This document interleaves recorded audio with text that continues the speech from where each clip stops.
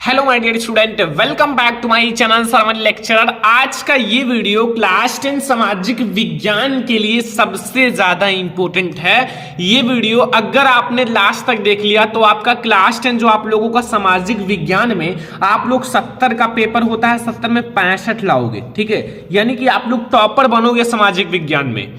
इस वीडियो को ज्यादा से ज्यादा लाइक करना, शेयर करना, अगर चैनल पर नया हो तो सब्सक्राइब भी कर लेना। अगर आपको 70 में 70 लाना है बोर्ड एग्जाम में सामाजिक विज्ञान में तो इस वीडियो को लास्ट तक देखते रहिए। इसमें हमारे जो बहुविकल्पीय प्रश्न भी हैं, लघुत्तरीय प्रश्न भी हैं, दीर्घोत्तरीय प्रश्न भी हैं, सब कुछ है इस वीडियो में। ठीक है, तो इस वीडियो को लाइक जरूर करना, शेयर जरूर करना, अगर चैनल पर नया है तो सब्सक्राइब भी कर लेना। ठीक है, और ये क्वेश्चंस जो हैं बोर्ड परीक्षा में 100% आएंगे, क्योंकि ये बहुत ही ज्यादा इंपॉर्टेंट क्वेश्चन है। इसमें जो भी क्वेश्चन है वो 3 स्टार वाले प्रश्न है, मतलब एकदम से बोर्ड एग्जाम में डायरेक्ट हिट करेगा। ठीक है, तो चलो हम लोग शुरुआत करते हैं पहले नंबर क्वेश्चन से। देखो, पहले हमारा ऑब्जेक्टिव क्वेश्चन होगा, यानी कि बहुविकल्पीय प्रश्न जो बोर्ड एग्जाम के लिए सबसे ज्यादा इंपॉर्टेंट है। तो फ्रांसीसी क्रांति कब हुई? देखो, मैंने बहुत बार पढ़ा रखा है कि जो फ्रांसीसी क्रांति है वो कब हुई, जो फ्रांस की क्रांति है वो कब हुई। 1788 ईस्वी, 1789 ईस्वी, 1790 ईस्वी, 1787 ईस्वी। तो जो फ्रांसीसी क्रांति है वो कब हुई थी? तो माय डियर स्टूडेंट, जो फ्रांसीसी क्रांति थी वो हमारा 1789 ईस्वी में हुआ था। कब हुआ था? 1789 ईस्वी में हमारी फ्रांसीसी क्रांति हुई। ठीक है, पहला नंबर क्वेश्चन समझ में आ गया। दूसरा नंबर क्वेश्चन है, जर्मनी का एकीकरण में मुख्य भूमिका किसकी थी? जो जर्मनी का एकीकरण हुआ था उसमें जो सबसे मेन भूमिका था वो किसका था? ऑटो वन बिस्मार्क का, विलियम प्रथम का, हिटलर का या मैथनी का? तो जो जर्मनी का एकीकरण हुआ था उसमें जो सबसे इंपॉर्टेंट भूमिका थी वो ऑटो वन बिस्मार्क का था। किसका था? ऑटो वन बिस्मार्क का सबसे इंपॉर्टेंट भूमिका थी इसमें। तीसरा नंबर क्वेश्चन है, सविनय अवज्ञा आंदोलन कब चलाया गया? सविनय अवज्ञा आंदोलन जो है वो कब चलाया गया था? 1920 में, 1927 में, 1930 में, 1935 में। तो सारे स्टूडेंट को पता होगा, क्योंकि भाई सविनय अवज्ञा आंदोलन कब चलाया गया था, क्योंकि ये इंपॉर्टेंट आंदोलन भी है। इसके बारे में ऑलरेडी आप लोगों ने पढ़ लिया होगा। तो सविनय अवज्ञा आंदोलन जो है वो 1930 में चलाया गया था। कब चलाया गया था? 1930 में सविनय अवज्ञा आंदोलन चलाया गया था। ठीक है, क्वेश्चन नंबर 4 है कि भारत में राष्ट्रपिता कहकर किसको संबोधित किया गया? देखो, भारत में जो राष्ट्रपिता किसे कहा जाता था? राष्ट्रपिता। ऑप्शंस हैं आपके पास, महात्मा गांधी जी को, ठीक है, या जवाहरलाल नेहरू को, या सुभाष चंद्र बोस को, या फिर गोपाल कृष्ण को। देखो, राष्ट्रपिता का बात किया गया है तो वो हमारे थे महात्मा गांधी जी को कहा गया। ठीक है, महात्मा गांधी जी को। तो 4 नंबर क्वेश्चन तक समझ में आ गया, कोई कंफ्यूजन नहीं होगा। तो अब हम लोग देखते हैं 5 नंबर क्वेश्चन, बोर्ड एग्जाम के लिए वेरी इंपॉर्टेंट है। देखो, 5 नंबर क्वेश्चन में है, महानदी का प्रारंभ किस वर्ष हुआ? जो महानदी है उसका प्रारंभ किस वर्ष हुआ? 1919 में, 1924 में, 1929 में, 1934 में। तो महामंडी, जो महामंडी है उसका प्रारंभ कब हुआ था? 1929 में महामंडी का प्रारंभ हुआ था। कब हुआ था? 1929 में महामंडी का प्रारंभ हुआ था। क्वेश्चन नंबर 6 है, संयुक्त राष्ट्र संघ का मुख्यालय कहां पर स्थित है? जो संयुक्त राष्ट्र संघ है उसका मुख्यालय कहां पर स्थित है? वाशिंगटन में, जिनेवा में, न्यूयॉर्क में, या ऑस्ट्रिया में? तो संयुक्त राष्ट्र संघ का जो मुख्यालय है वो हमारा न्यूयॉर्क में स्थित है। कहां स्थित है? न्यूयॉर्क में स्थित है। याद रखना कि संयुक्त राष्ट्र संघ का मुख्यालय जो है वो न्यूयॉर्क में स्थित है। क्वेश्चन नंबर 7 है, पुनर्जागरण की शुरुआत किस देश से हुई? पुनर्जागरण की शुरुआत जो है वो किस देश से हुई थी? रोम से, इटली से, ब्रिटेन से, ऑस्ट्रिया से? पुनर्जागरण, ठीक है, पुनर्जागरण की शुरुआत किस देश से हुआ था? इटली से हुआ था। कहां से? इटली से हुआ था पुनर्जागरण की शुरुआत। सारे क्वेश्चंस आपको ध्यान से समझने हैं। जितने भी क्वेश्चंस मैं आपको बता रहा हूं सबको अच्छे से समझो, क्योंकि बोर्ड एग्जाम के लिए वेरी इंपॉर्टेंट क्वेश्चंस हैं। क्वेश्चन नंबर 8 है, कपास की खेती के लिए कौन सी मृदा उपयुक्त है? जो कपास की खेती है उसके लिए कौन सी मृदा सबसे अच्छी मानी जाती है?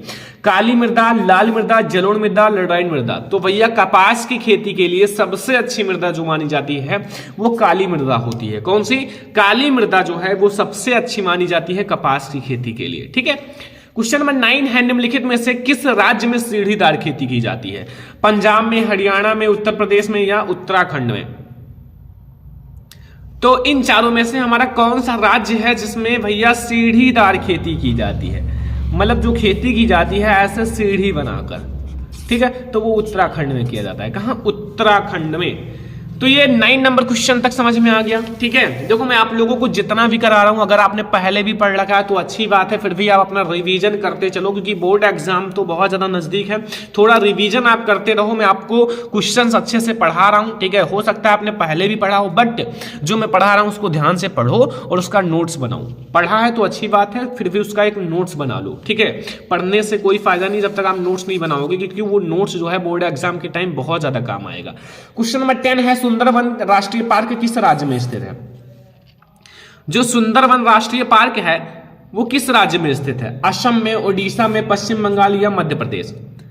तो ये जो है ये पश्चिम बंगाल में स्थित है। कहां है? पश्चिम बंगाल में जो है वो सुंदरवन राष्ट्रीय पार्क स्थित है। ठीक है, समझ में आया कि सुंदरवन राष्ट्रीय पार्क कहां स्थित है? पश्चिम बंगाल में। 11 नंबर क्वेश्चन, इनमें से कौन सी रबी की फसल है? कौन सी है जो एक रबी की फसल है? चावल है, मोटे अनाज, चना या काला चना, कपास? तो भैया इन चारों में से जो है वो कौन सी है जो हमारी एक रबी की फसल है? तो चना या काला चना, ये है जो है एक रबी की फसल है। कौन सी फसल है? रबी की फसल है। ठीक है, क्वेश्चन नंबर 12 पे आ जाओ। कर्तन दहन कृषि झूम, जिसे हम लोग झूम कृषि भी कह सकते हैं, निम्नलिखित में से किस राज्य में पाई जाती है? पूछ रहा है जो कर्तन कृषि होता है, कर्तन दहन कृषि, वो किस राज्य में पाई जाती है, या फिर इसका हम दूसरा नाम झूम कृषि भी बोलते हैं। ठीक है, तो ये हमारा उत्तर प्रदेश में पाया जाता है, राजस्थान में, उत्तराखंड या मिजोरम में? तो ये जो पाया जाता है वो मिजोरम में पाया जाता है। कहां? मिजोरम में। ठीक है, क्वेश्चन नंबर 13, निम्नलिखित में से कौन सा ऊर्जा का परंपरागत स्रोत है? ऊर्जा का जो है परंपरागत स्रोत है, सौर ऊर्जा, कोयला, पवन ऊर्जा या ज्वारीय ऊर्जा? तो हमारा इन चारों में से कौन सा, देखो परंपरागत का मतलब जो पुराने समय से चलते आ रहे हैं, तो आप लोगों को पता होगा पहले कोयला, जो कोयला है बहुत पुराने समय से है और ये एक परंपरागत ऊर्जा का स्रोत है। ठीक है, क्वेश्चन नंबर 14, झारखंड में स्थित कोडरमा निम्नलिखित में से किस खनिज का अग्रणी उत्पादक है? जो झारखंड में स्थित एक कोडरमा है वो किस खनिज का अग्रणी उत्पादक है? बॉक्साइट का, अर्वरक का, लौह का, तांबा का? तो भैया जो झारखंड में स्थित कोडरमा है वो अर्वरक का अग्रणी उत्पादक है। समझे? अर्वरक का। तो क्वेश्चन नंबर 14 तक आपको समझ में आ गया, कोई दिक्कत कोई कंफ्यूजन नहीं होगा। अगर कोई भी कंफ्यूजन है कमेंट बॉक्स में फटाफट से कमेंट कर दो, 2 मिनट आप टाइप करके कमेंट कर दो, फिर उसका सॉल्यूशन मिल जाएगा। ठीक है, अगला क्वेश्चन 15 नंबर है, निम्नलिखित में से कौन सा एक आधारभूत उद्योग है? इन चारों में से कौन सा एक आधारभूत उद्योग है जो सबके लिए काम आता है? आधारभूत है, जिसके बिना उद्योग नहीं चल सकता। चाय, चाय कोई आधारभूत उद्योग नहीं है, चाय के बिना हम भी रह सकते हैं। गन्ना भी नहीं है, जूट भी नहीं है। जो हमारा लौह और इस्पात है ये जो है एक आधारभूत उद्योग है, क्योंकि लौह और इस्पात का सबसे ज्यादा उद्योग में काम है। कोई चीज बनाना है लोहा या इस्पात से ही बनेगा। कोई नई चीज, कोई भी चीज है यार बनता है तो लौह इस्पात से, क्योंकि ये उद्योग का सबसे अच्छा साधन है। ठीक है, निम्नलिखित में से कौन सा परिवहन साधन भारत में प्रमुख है? इन चारों में से कौन सा परिवहन है जो भारत में प्रमुख साधन है?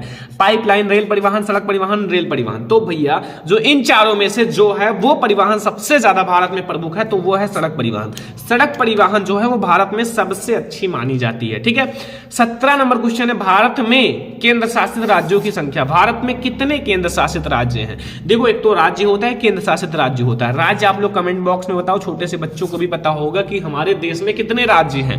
ठीक है, चेंज होता रहता है, ध्यान रखना, तो जो एग्जैक्ट है वो बताना। एंड अब आपको बताना है केंद्र शासित प्रदेश, तो मैं आपको बता देता हूं वो 9 है, 7 है, 10 है, 8 है, तो वो हमारे 8 हैं। ठीक है, तो 8 है हमारे केंद्र शासित प्रदेश। अगला 18 नंबर है, इनमें से कौन सा बहुजन समाज पार्टी का संस्थापक है? इनमें से कौन सा है जो बहुजन समाज पार्टी का संस्थापक है? कांसीराम साहू महाराज, बी.आर. अम्बेडकर, ज्योतिबा फूले? तो इन चारों में से जो हमारा बहुजन समाज पार्टी का जो संस्थापक है वो है कांसीराम। कौन है? कांसीराम। ठीक है, अगला क्वेश्चन नंबर 19, विकसित या निम्नलिखित में से कौन सा विकसित देश है? इन चारों में से कौन सा है जो विकसित देश है? ब्राजील है, भारत है, फ्रांस है, बांग्लादेश है? तो इन चारों में से जो हमारा विकसित देश है वो है फ्रांस।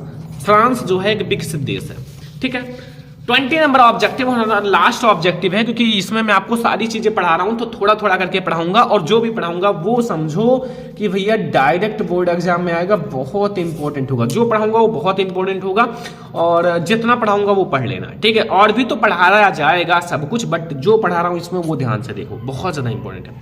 सार्वजनिक और निजी क्षेत्र के आधार पर जो विभाजित हैं, रोजगार की शर्तें, आर्थिक गतिविधियों के स्वभाव, उद्गमों की स्वामित्व या फिर हमारा उद्गम में नियोजित श्रमिकों की संख्या। तो वो जो होगा वो उद्गमों का स्वामित्व होगा। क्या होगा? उद्गमों का स्वामित्व जो है वो हमारा ऑप्शन नंबर ग बिल्कुल सही है। तो ये हमारे हो गए 20 ऑब्जेक्टिव बोर्ड एग्जाम के लिए सबसे ज्यादा इंपॉर्टेंट, जो आप लोगों को बहुत अच्छे से समझ में आ गया होगा। अगर कोई भी पूछे बता देना फटाफट। अब हम लोग लघु उत्तरीय प्रश्न देखेंगे, ध्यान से देखना अच्छे से और एक एक क्वेश्चन को समझना। जो भी क्वेश्चन बताऊंगा इतिहास गवाह है कि बोर्ड एग्जाम में आएगा, ठीक है? तो ध्यान से समझना, एक एक क्वेश्चन को नोट बना लेना। मैं आपको शॉर्ट में बता रहा हूं, अगर आप नोट नहीं बनाओगे बुक में देखोगे तो ये क्वेश्चंस आपको 3-3, 2-2 पेज में मिलेगा। वो चीज मैं आपको एक आधी पेज में बताऊंगा, ठीक है? तो ये मैं आपको अपने तरीके से बता रहा हूं, डोंट कंपेयर, ठीक है? देखो, जो बाल्कन प्रदेश में राष्ट्रवादी तनाव क्यों पनपा, जो बाल्कन प्रदेश है उसमें जो राष्ट्रवादी तनाव है वो क्यों पनपा, मैं आपको 5 पॉइंट के द्वारा समझाऊंगा। 5 पॉइंट के बाद आपको समझ में आ जाएगा कि बाल्कन प्रदेशों में जो राष्ट्रवादी तनाव है आखिर वो क्यों पनपा, क्यों ऐसा हुआ। देखो, फर्स्ट सबसे पहले लिखो कि 1871 ईस्वी के बाद यूरोप में बाल्कन प्रदेश या क्षेत्र गंभीर राष्ट्रवादी तनाव पनपा, जो निम्न प्रकार से है। फर्स्ट, इस क्षेत्र की अपनी भौगोलिक व जातीय भिन्नता थी, मतलब इस क्षेत्र की अपनी भौगोलिक व फिर जातीय भिन्नता थी। क्या थी? एक भौगोलिक या फिर जातीय भिन्नता थी। ये पहला पॉइंट है, ठीक है? दूसरा पॉइंट पे आ जाओ, ठीक है? ध्यान से समझना जो बता रहा हूं कि इस क्षेत्र में आधुनिक यूनान जो है और रोमानिया, ठीक है, and Guleria, Albania and Slovenia and Serbia, ठीक है, ये सब जो थे, मॉन्टेनेग्रो आदि देश थे। ये सारे बड़े हार्ड देश हैं, ठीक है? तो ये सब क्या थे? एक देश थे जहां अस्लाव भाषा बोलने वाले लोग रहते थे। अस्लाव भाषा मतलब आप हो किसी दूसरे के देश में, बोल रहे हो कोई दूसरा भाषा, इट इज नॉट पॉसिबल, ठीक है? तो इसीलिए ये जो थी सभी तुर्की से भिन्न थी। तुर्की, ये एक तुर्की शासन था, तो वहां क्या था? लोग तुर्की भाषा बोलते थे, और ये सारी जो थे एक कौन से अस्लाव भाषा बोलते थे, ठीक है? तो इसलिए पनपा था। एंड तुर्कों और इन ईसाइयों प्रजातियों के बीच मतभेद के कारण यहाँ पर हालात भयंकर हो गए। इन सब के कारण यहाँ जो है इन दोनों के बीच मतभेद हुआ, लड़ाई झगड़े पर आ गया और हालात बहुत ही भयानक हो गई, जो कि खतरनाक थी। चौथा पॉइंट है, जब अस्लाव राष्ट्रीय समूहों में स्वतंत्रता व राष्ट्रवाद का विकास हुआ तो तनाव की स्थिति और भयानक हो गई, ठीक है? और लास्ट पॉइंट समझो बस। देखो, पांचवा, यूरोपीय देश यानी कि रूस, जर्मनी, इंग्लैंड, ऑस्ट्रिया, हंगरी भी इन क्षेत्रों पर अपना नियंत्रण स्थापित करना चाहते थे।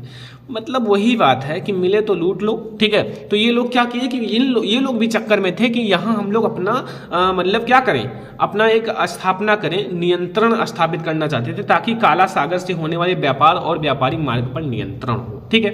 तो ये 5 पॉइंट के द्वारा आप बाल्कन प्रदेशों में राष्ट्रवादी तनाव को समझा सकते हो। बहुत इजी है, कुछ भी नहीं है, अगर आप इसको थोड़ा सा ध्यान से समझे होंगे तो, ठीक है? तो ये हमारा हो गया पहला पॉइंट, और आप लोगों को समझ में भी आ गया होगा। दूसरा पॉइंट हम लोग समझेंगे, बार बार मैं पढ़ा चुका हूं कि भारत में लोगों द्वारा रॉलेट एक्ट का विरोध क्यों किया गया। जो भारत में लोगों द्वारा जो रॉलेट एक्ट है का विरोध किस प्रकार किया गया, उदाहरण सहित समझाना है, उदाहरण के साथ समझाना है। देखो, रॉलेट एक्ट एक कानून था जो कि भारतीयों लोगों के लिए एक बेकार कानून था, ठीक है? डायरेक्टली आप कह सकते हो, क्योंकि ये क्या था ना कि मतलब कोई भी अंग्रेज है, कोई भी विदेशी लोग हैं जो अपने देश पे पहले कब्जा था ना, तो फिर क्या था कि वो लोग अगर भारतीयों लोगों पे शंका है, शंका का मतलब कि इस व्यक्ति ने कुछ नहीं किया फिर भी उनको शंका है, ठीक है? तो उनको क्या किया जाता था? 2 साल के लिए जेल में बंद कर दिया जाता था। तो भारतीय लोग थे, बिना गलती के 2 साल तक जेल में बंद रहते थे। तो इसका जो विरोध जताना बहुत ज्यादा जरूरी था, लेकिन इसके परिणाम बहुत ही ज्यादा खतरनाक निकले, ठीक है? जो विरोध के बाद इसका परिणाम निकला, जैसे देखो, सबसे पहले हम लोग ये समझेंगे रॉलेट एक्ट है क्या। देखो, रॉलेट एक्ट 1919 में पारित एक ऐसा कानून था जिसमें भारतीयों पर किसी तरह के मुकदमे को चलाए बिना शंका के आधार पर गिरफ्तार कर 2 साल के लिए जेल में बंद कर दिया जा सकता था। कहने का मतलब है कोई भी व्यक्ति है जो विदेशी है, तो उनको अगर भारतीय लोगों पे शंका है तो उनको क्या किया जाता था? बिना मुकदमे को चलाए बिना 2 साल के लिए जेल में बंद किया जा सकता था, बंद किया जाता था, ठीक है? एंड अब क्या होता है? अब इस पर मुकदमा चलता है। अगर आप मुकदमा जीतते हो तो आप अच्छे हो, नहीं जाओगे अंदर, अगर हारते हो तो अंदर जाओगे, ठीक है? पहले यह सब नहीं होता था। परिणाम देखो, परिणाम देखो, अंग्रेजों ने राष्ट्रवादियों पर दमन शुरू करने के साथ साथ मार्शल लॉ कानून लगा दिया, मार्शल लॉ कानून। अब इन सब के कारण 13 अप्रैल को जलियांवाला बाग हत्याकांड हुआ, जो इतना ज्यादा खतरनाक था। उसमें इतने सारे किसान मारे गए, इतने सारे निहत्थे लोग मारे गए, इतने सारे सैनिक मारे गए कि वो जो था एक बहुत ही खतरनाक जलियांवाला बाग हत्याकांड था, जहां जो निर्दोष लोग हैं वो बहुत ज्यादा मारे गए थे। ठीक है, तो कहीं ना कहीं इसका विरोध भी जताया गया और परिणाम बहुत ही खतरनाक निकला। ठीक है, तो विरोध तो करना ही पड़ेगा। विरोध देखो, पहला, विभिन्न शहरों में रैली और जुलूसों का आयोजन किया गया। दूसरा, रेलवे वर्क बॉक्स में जो कामगार थे वो हड़ताल पर चले गए। तीसरा पॉइंट है, कई शहरों में दुकानदारों ने दुकान बंद करके अपना विरोध जताया। मतलब विरोध जताया, जितने लोग थे जितना कर सकते थे उतना विरोध जताया गया। ठीक है, दूसरा क्वेश्चन आप लोगों को समझ में आ गया होगा, अब आपको कोई भी दिक्कत नहीं होगा। अब आप सोच रहे होंगे जल्दी से तीसरा क्वेश्चन पढ़ा दो ताकि वो भी हमें समझ में आ जाए, तो डोंट वरी, समझ में आ जाएगा। देखो, महामंडी के कारणों की व्याख्या कीजिए। जो महामंडी है, महामंडी के क्या कारण थे, महामंडी क्यों हुआ, महामंडी के कारण बताओ। भाई, कोई चीज होता है तो उसका कोई ना कोई कारण होता है। घर में लड़ाई होता है तो उसका कोई कारण होता है, महामंडी हुआ तो उसका कोई कारण है। ठीक है, ऐसे जो भी होता है, बड़े बड़े युद्ध हुए तो उनका एक छोटी छोटी कारण से बड़े बड़े युद्ध हो जाते हैं। ठीक है, तो ऐसे महामंडी का मतलब होता है बहुत सारी चीजों का इकट्ठा होना। ठीक है, जो खाने वाली चीजें हैं, मंडी में क्या होता है, जो खाने वाली से गेहूं चावल ये सब वो सब बहुत ज्यादा मात्रा में इकट्ठा होना। ठीक है, वो होता है एक महामंडी। मंडी का मतलब होता है बस जितना आए जाए बस उतना। तो यहां देखो, सबसे पहले महामंडी का कारण, तो 1929 में आर्थिक महामंडी की शुरुआत हुई और इस मंडी के प्रमुख कारण क्या था। देखो, 1929 में इस महामंडी की शुरुआत हुई और इसके जो प्रमुख कारण थे वो क्या थे। पहला, औद्योगिक क्रांति के कारण, जो औद्योगिक क्रांति है उसके कारण अमेरिका तथा ब्रिटेन में बड़े पैमाने पर उत्पादन होने लगा था। भाई, औद्योगिक क्रांति हुआ और उसके बाद जो अमेरिका है और ब्रिटेन है, ये जो है बड़े पैमाने पर चीजों का उत्पादन करने लगे। ठीक है, और 1930 तक तैयार माल का इतना बड़ा भंडार एकत्र हो गया कि उसको खरीदार ना रहा। अब इतना ज्यादा ये सामान बनाए कि 1930 तक, देखो 1930 तक, 29 में तो महामंडी ही हुआ, तो 1930 तक इतना बड़ा भंडार इकट्ठा हो गया माल का। ठीक है, गेहूं चावल कुछ भी, ठीक है, तो उसका कोई खरीदार ही नहीं रहा, क्योंकि उसका कोई वैल्यू ही नहीं रहा। अगला देखो, दूसरा, कृषि क्षेत्र में अति उत्पादन के कारण कृषि उत्पादनों की कीमतें गिरने लगी। जब बहुत ज्यादा हो गया भाई चीजें, तो कृषि में जो है उसकी जो कीमत है वो बहुत ज्यादा गिरने लगी। अब किसानों ने से क्या सोचा, एक माइंड लगाया कि किसानों ने अपनी घटती आय, अब वो जब दाम गिर गया तो घटती आय के कारण अत्यधिक उत्पादन करना शुरू कर दिया। अब बहुत ही ज्यादा उत्पादन करने लगे। जो लोग 5 कुंटल अगर उत्पादन करते थे तो वो लोग 15-15, 20-20 कुंटल उत्पादन करने लगे। ठीक है, अब जब ये भी उत्पादन करने लगे और इससे क्या हुआ, बहुत ही ज्यादा और भी ज्यादा बढ़ने लगा। ठीक है, तो शुरू कर दिया, किंतु इससे कीमतें और गिरने लगी। जब बहुत ज्यादा और बड़ा भंडार इकट्ठा हो गया और बड़ी महामंडी हो गई तो इससे दाम और ज्यादा गिरेगा ही। ठीक है, पहले 10 चीजें महामंडी में फालतू थी, अब 50 से 100 चीजें फालतू आ गई, तो ऐसे में बहुत ज्यादा दाम गिरने लगा। खरीदारों के अभाव में कृषि उपज बड़ी सड़ने लगी। अब खरीदार थे ही नहीं, तो वो जो है, जो उत्पादन होता था वो सब पड़े सड़ने लगे। ठीक है, अब ये सब हुआ तो कहीं ना कहीं शेयर मार्केट में भी गिरावट आएगी। ठीक है, जो इसमें शेयर लगाए थे, जो मतलब इन सब में, जैसे महामंडी में गेहूं चावल इन सब पर, तो उनकी तो कीमतें गिरेंगे ही। तो इस प्रकार से यूरोप में कई बैंक धराशाही हो गए, कई देशों की मुद्रा की कीमत बुरी तरह से गिर गई। अमेरिकी सरकार पर इस महामंडी से अपनी अर्थव्यवस्था को बचाने के लिए आयातित पदार्थों पर 2 गुना सीमा कर शुल्क लगा दिया गया। ठीक है, मतलब जो आयातित आने वाली चीजों पर 2 गुना सीमा शुल्क लगा दिया गया। जब यहां से नहीं सही तो यहां से लूटो। ठीक है, और लास्ट नंबर पॉइंट है कि अमेरिका की शेयर बाजार में शेयरों की कीमत में गिरावट आ गई। इसकी वजह से वहां लाखों व्यापारियों का दिवाला निकल गया। दिवाला का मतलब हो वो रोड पर आ गए। ठीक है, क्योंकि जो व्यापारी होते हैं वो इन्हीं सब के कारण ऊपर होते हैं। ठीक है, तो ये हमारा हो गया 4 पॉइंट महामंडी का। बस इतना लिखो, बहुत है, डोंट वरी। इतना अगर आप लिख दोगे भैया, कोई नहीं काट पाएगा आपका नंबर। ठीक है, सोशल साइंस से बना कर लिखो, नहीं आता फिर भी लिखो, लिखते जाओ, नंबर भर के मिलेगा। ठीक है, देखो अगला क्वेश्चन, चौथा नंबर, भारतीय कृषि की कोई 3 विशेषताओं का उल्लेख करो। जो भारतीय कृषि है उनकी कोई 3 विशेषताएं बतानी है। भारतीय कृषि की 3 विशेषताएं निम्नलिखित है। पहला, प्रकृति पर निर्भरता, प्रकृति पर निर्भर होना। देखो, भारतीय कृषि मानसूनी वर्षा पर निर्भर करती है। जो हमारी भारतीय कृषि है वो मानसूनी वर्षा पर भैया निर्भर करती है, ठीक है। जो मानसूनी वर्षा होगी तो भारतीय कृषि अच्छा होगा। यही कारण है कि वर्षा की अनियमित एवं अनिश्चित भारतीय कृषि अर्थव्यवस्था को सर्वाधिक प्रभावित करती है। अब भाई कोई नियमित तो है नहीं कि आज 10 बजे वर्षा होगा, कल 12 बजे वर्षा होगा, ठीक है। तो इस कारण जो भारतीय कृषि बहुत ज्यादा प्रभावित करती है ये वर्षा, और जिस वर्ष वर्षा नियमित होती है कृषि उत्पादन की मात्रा में भी प्राप्त होती है। कृषि जो है उत्पादन की मात्रा में प्राप्त होता है। अगला, दूसरा, कृषि की निम्न उत्पादकता। भारत में कृषि उपजों की प्रति हेक्टेयर उत्पादन अपेक्षाकृत अन्य देशों से कम है। मतलब किसान बहुत ज्यादा है, ठीक है, और खेत भी बहुत ज्यादा है, बट भारत में जो कृषि उपज है, जो उत्पादन है, वो अलग देशों से कम है। अगर अन्य देशों से तुलना की जाए तो कम है, ठीक है। वही कहते हैं कि जहां 5 लोगों का काम है वहां 15 लोग लगे हैं, तो होगा ही ना। प्रति श्रमिक की दृष्टि से भारत की श्रमिकों की जो औसत आय है वो उत्पादकता ओनली $105 है। 7 से 8 हजार, ठीक है, 8 से 9 हजार। अगला है खनन फसलों की प्रमुखता। भारतीय कृषि में खनन फसलों की प्रमुखता रहती है क्योंकि 100 करोड़ से अब तो 144 करोड़ जनसंख्या होगी। अधिक जनसंख्या के भरण पोषण के लिए ऐसा करना जरूरी है, ठीक है। तो ये हो गया हमारा चौथा मोस्ट इंपोर्टेंट क्वेश्चन। अब हम लोग 5वां मोस्ट इंपोर्टेंट क्वेश्चन देखेंगे, लघु उत्तरीय, जो बोर्ड एग्जाम के लिए वेरी इंपॉर्टेंट है, बोर्ड एग्जाम में जरूर आएगा। देखो, भारत में विदेशी व्यापार की कोई 3 विशेषताओं की व्याख्या कीजिए। तो भारत में जो विदेशी व्यापार की 3 प्रमुख विशेषताएं, पहला, प्राकृतिक संसाधनों की पूर्ण उपयोग, जो प्राकृतिक संसाधनों का पूर्ण उपयोग करना, ठीक है। देखो, एक देश ऐसे उद्योगों की स्थापना एवं संचालन करता है जिससे उसे अधिकतम तुलनात्मक लाभ प्राप्त हो, ठीक है, और उस बाजार देश में वह अपनी उत्पादित वस्तुओं को बेच सके।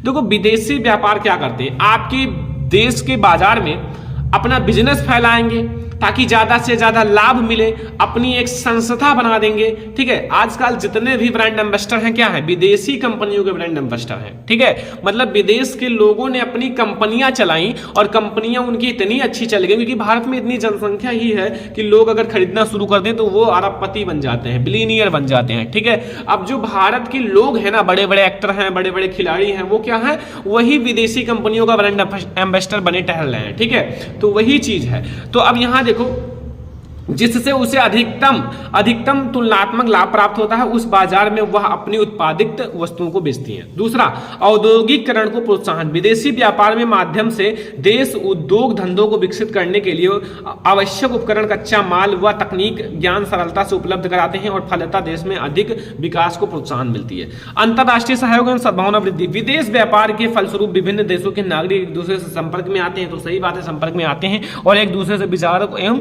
दृष्टिकोणों को प्रचलित करते हैं, ठीक है। तो ये हमारा 5 इंपॉर्टेंट भैया जो है क्या है, लघु उत्तरीय प्रश्न। अब हम लोग दीर्घ उत्तरीय प्रश्न पे आएंगे। देखो, बहुत ज्यादा भाई हो जाता है, तो देखो ये दीर्घ उत्तरीय प्रश्न है। जितना बता रहा हूं तैयार करो, टेंशन मत लो, नंबर भर भर के मिलेगा। जो जो पढ़ा रहा हूं पढ़ लो ध्यान से। देखो, मृदा अपर्दन, जो मृदा अपर्दन होता है वो क्या होता है, ठीक है। और मृदा अपर्दन के लिए उत्तरदायी कारक बताइए या कारण बताइए। जो मृदा अपर्दन के लिए उत्तरदायी कारण है, तो सबसे पहले हम लोग ये समझेंगे कि होता क्या है मृदा अपर्दन, ठीक है। सबसे पहले आप उस चीज के बारे में समझो कि जैसे मृदा अपर्दन के बारे में पढ़ रहे हैं, तो मृदा अपर्दन होता क्या है। देखो, मृदा के कटाव और उसके बहाव की प्रक्रिया को मृदा अपर्दन कहते हैं। मृदा की कटाव में क्या होगा, मृदा नष्ट होगा, बहाव में भी मृदा नष्ट होगा, तो मृदा का नष्ट होना ही मृदा अपर्दन कहलाता है, ठीक है। और मृदा के बनने और अपर्दन की क्रियाएं आमतौर पर साथ साथ चलती है। मृदा बनती भी रहती है, बहती भी रहती है, क्योंकि अगर केवल अपर्दन होता मृदा का तो मृदा आज खत्म हो जाता। लेकिन मृदा जो है साथ में बनती भी रहती है, साथ में बहती भी रहती है, खत्म भी होती है, ठीक है। मानवीय क्रियाओं से भी मृदा अपर्दन होने लगते हैं। उनके निम्नलिखित कारण। पहला, सबसे पहले हम लोग कुछ भौतिक कारक के द्वारा समझेंगे मृदा अपर्दन। 2-3 पॉइंट देखो, मृदा अपर्दन जो है के लिए उत्तरदायी भौतिक कारक, ठीक है, जो भौतिक कारक है। पहला, ढाल वाली भूमि पर अपर्दन समतल वाली भूमि की अपेक्षा ज्यादा होती है। जो ढाल वाली भूमि है वहां ज्यादा मृदा अपर्दन होगा, जो समतल वाली भूमि है वहां कम मृदा अपर्दन होगा। दूसरा, तीव्र व मूसलाधार वर्षा से मृदा अपर्दन होता है या मृदा की ऊपरी परत को अपने साथ बहा ले जाती है। मानवीय कारण, देखो मानव के द्वारा कैसे मृदा अपर्दन होता है। निम्नलिखित कुछ मानवीय कारण भी हैं जो मृदा अपर्दन करते हैं। देखो, पहला, पहला मृदा अपरदन जो मानवीय कारण द्वारा, इधर है, ठीक है। मानवीय कारण, देखो मानवीय कारण जो है, निम्नलिखित कुछ मानवीय कारणों से भी मृदा अपरदन उत्तरदायी माना जाता है। पहला, पशुओं द्वारा अत्यधिक चराई से भूमि पर जो वनस्पति होता है, जो ऊपर वनस्पति लगे होते हैं, वो सब नष्ट हो जाते हैं। वो एक आवरण टाइप का होता है। आवरण का मतलब उसको सुरक्षा प्रदान करता है, तो वो तो समाप्त हो जाता है, जिससे मृदा जो है जल वायु प्रभाव तीव्र होता है। जिससे मृदा पर जो जल है और वायु का प्रभाव तीव्र होगा, हवा चलेगा, मृदा उड़ेंगी और मृदा अपरदन होगा। दूसरा पॉइंट, वृक्षों के कटाव से मृदा अपरदन। जब भाई ज्यादा वृक्षों के कटाव करोगे तो मृदा अपरदन होता है, क्योंकि जो वृक्ष के जड़ होते हैं वो मृदा को बांधे रहते हैं, इससे मृदा अपरदन कम होता है। तीसरा पॉइंट है, कृषि की गलत तकनीक से मृदा अपरदन। गलत तकनीक से भाई कृषि करोगे तो भी मृदा अपरदन होगा। चौथा हमारा है, खनिज पदार्थ निकालने के लिए जो कार्य में मृदा अपरदन। खनिज पदार्थ जब खनन करते हो, खनिज पदार्थ निकालते हो, बहुत ज्यादा खुदाई करते हो, तो फिर उसमें तो मृदा अपरदन होता ही है, ठीक है। तो ये भी आपको समझ में आ गया। अब हम लोग दूसरा इंपॉर्टेंट लॉन्ग क्वेश्चन देखेंगे, बहुत ज्यादा इंपॉर्टेंट है। लोकतंत्र किस प्रकार उत्तरदायी, जिम्मेवार और वैध सरकार का गठन करता है। देखो, लोकतंत्र व्यवस्था जो होता है उत्तरदायी, जिम्मेवार और वैध सरकार का गठन करता है निम्नलिखित तथ्यों से समझा जा सकता है। पहला, स्वतंत्र और निष्पक्ष चुनाव। सभी लोकतांत्रिक देशों में एक निश्चित अवधि के बाद चुनाव कराए जाते हैं और यह चुनाव जो होते हैं निष्पक्ष होते हैं। सभी दल स्वतंत्र रूप से अपने उम्मीदवारों को खड़ा करते हैं और मतदाता अपनी इच्छा अनुसार मत देते हैं, ठीक है। दूसरा, कानूनों पर खुली चर्चा। लोकतांत्रिक देशों में सरकार जो भी कानून बनाती है वह एक लंबी प्रक्रिया के बाद बनती है, उस पर पूरी बहस और विचार विमर्श किया जाता है। तीसरा पॉइंट है, सूचना का अधिकार। लोकतांत्रिक देशों में नागरिक अपना कामकाज करने के लिए, जानकारी पाने के लिए अधिकार प्राप्त है। लास्ट पॉइंट एक समझो, जवाबदेह सरकार का गठन। तो लोकतांत्रिक व्यवस्था में एक ऐसी सरकार का गठन होता है जो जवाबदेह या फिर जो कायदे कानून को मानती है और लोगों के प्रति जवाबदेह होती है। तो ये है हमारा सामाजिक विज्ञान का बहुत ज़्यादा इंपॉर्टेंट वीडियो। मैंने बहुत ही कम समय में ज़्यादा से ज़्यादा क्वेश्चन पढ़ा दिया। मैंने आपको ऑब्जेक्टिव भी पढ़ाए हैं, लॉन्ग भी पढ़ाए हैं एंड शॉर्ट भी पढ़ाए हैं, ठीक है। अब आपके जो बच्चे क्वेश्चंस हैं वो अभी बहुत सारे हैं, बट अभी एक चीज़ और बता है, मानचित्र वाले क्वेश्चन। बहुत सारे बच्चे कमेंट कर रहे थे, इससे पहले मैंने एक मानचित्र का वीडियो दिया था जिसमें मैंने बहुत सारे इंपॉर्टेंट क्वेश्चन कराए थे, ठीक है। बट बहुत सारे स्टूडेंट ने नहीं भी देखा होगा तो देख लो, क्योंकि वो मानचित्र के बहुत ज़्यादा इंपॉर्टेंट क्वेश्चंस हैं जो मैंने कराया रखा है, तो उसको जरूर देखो, ठीक है। ऑलरेडी मिल जाएगा, सर्च करो मानचित्र important question by Sarman lecturer, आपको हमारी वीडियो मिल जाएगी। और ये हमारा सोशल साइंस का इंपॉर्टेंट क्वेश्चन था जो 100% बोर्ड एग्जाम में आएगा। देखो, मैं आपको ये क्वेश्चंस बार बार पढ़ा रहा हूँ क्योंकि ये बहुत ज़्यादा इंपॉर्टेंट है, जो चीज़ें मैं आपको 1 से 2 बार पढ़ा चुका हूँ, ठीक है। इस वीडियो को ज़्यादा से ज़्यादा लाइक भी करना, शेयर भी करना, अगर चैनल पर नया तो सब्सक्राइब भी करना, ठीक है। तो हम लोग ऐसे ही और इंपॉर्टेंट वीडियो लाएंगे, तो तब तक के लिए जय हिंद।